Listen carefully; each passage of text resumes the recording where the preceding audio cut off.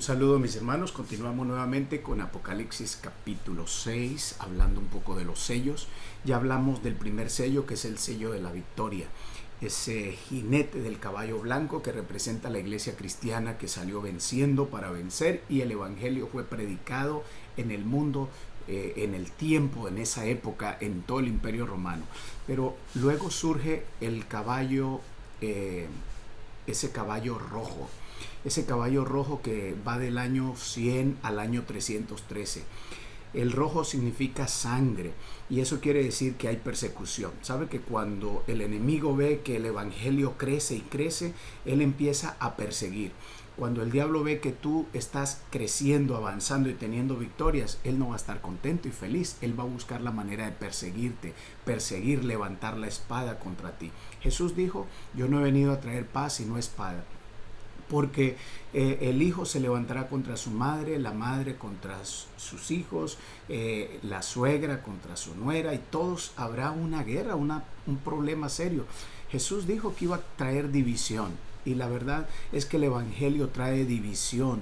Cuando tú no aceptas el amor de Cristo y el evangelio de Cristo, te conviertes en una persona que empiezas a crear divisiones, problemas, porque no entiendes a aquel que busca de Dios. Bueno, el enemigo quiso destruir al pueblo de Dios y levantó una gran persecución hasta el año 313.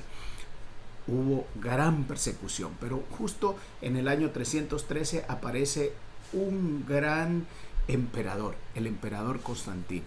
Constantino vence a uno de los generales paganos que se llamaba Magencio, allí en el 312, en el puente de Milvio. En esa batalla aparece entonces Constantino como ese pacificador. Él dice que tuvo un sueño donde vio cruces, y él, a través de la cruz o el cristianismo, fue que proclamó sus campañas. Y es allí donde le da una paz, una tranquilidad al cristianismo. Caballo negro, a partir del 313 al 538. Pero saben que Constantino lo que hizo fue mezclar el cristianismo con el paganismo. Constantino se dio cuenta que al poder traer dioses de los griegos, de los romanos, y mezclarlos con el cristianismo, iba a tener éxito. Y fue allí donde él hizo cambios a la verdad, a la palabra de Dios, a la doctrina. Uno de los grandes cambios que se hicieron en esa fecha fue en el año 321, el gran edicto de Milán, donde se cambió el sábado por el domingo. Los mandamientos de Dios fueron reemplazados por mandamientos de hombres, y es allí donde empieza a morir el evangelio. Por eso en el caballo negro habla de la escasez del vino, de la escasez del trigo y la escasez de la cebada.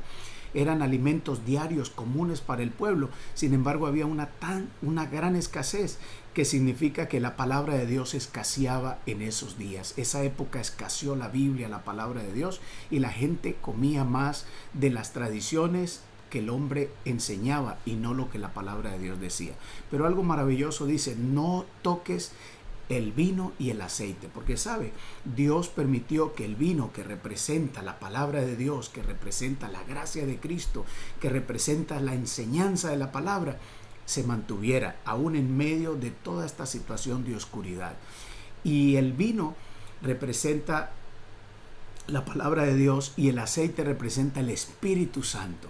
El Espíritu Santo nunca se retira. El Espíritu Santo está trabajando allí para que la palabra de Dios avance. Quiero decirte que aún en medio de la oscuridad, de las crisis, de las luchas, tenemos la Biblia, la palabra de Dios, tenemos al Espíritu Santo que te ayuda a abrir tu mente y tu corazón para entender y comprender la palabra del Señor. No estamos solos.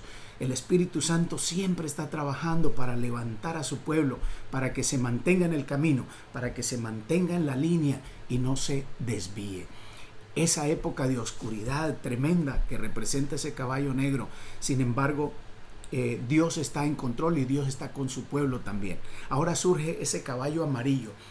Año 538 aparece Justiniano. Justiniano, ese emperador de Oriente, que le da el poder y le da toda la autoridad al obispo de Roma, y entonces lo declara como obispo absoluto, y ese obispo llega a ser el gran guiador de la iglesia, y es allí donde aparece el papado. El papado, año 538, y toda esta época, esta historia va a seguir hasta el año 1517, cuando empieza la reforma, aparece la reforma. Estos años bastante trágicos y oscuros del cristianismo.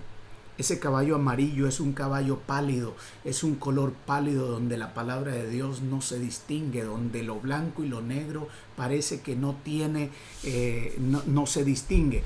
Esa palidez es que se mezcla la palabra de Dios, se mezclan las verdades, se mezclan las doctrinas del Evangelio, y parece que ya no se encuentran las verdades. Y sabe, porque en esa época de la Edad Media, la Edad Oscura, en esa época se quitó la Biblia, la palabra de Dios. La gente se dejó llevar por dogmas, por tradiciones de la iglesia, y no por un escrito está, no por la palabra de Dios.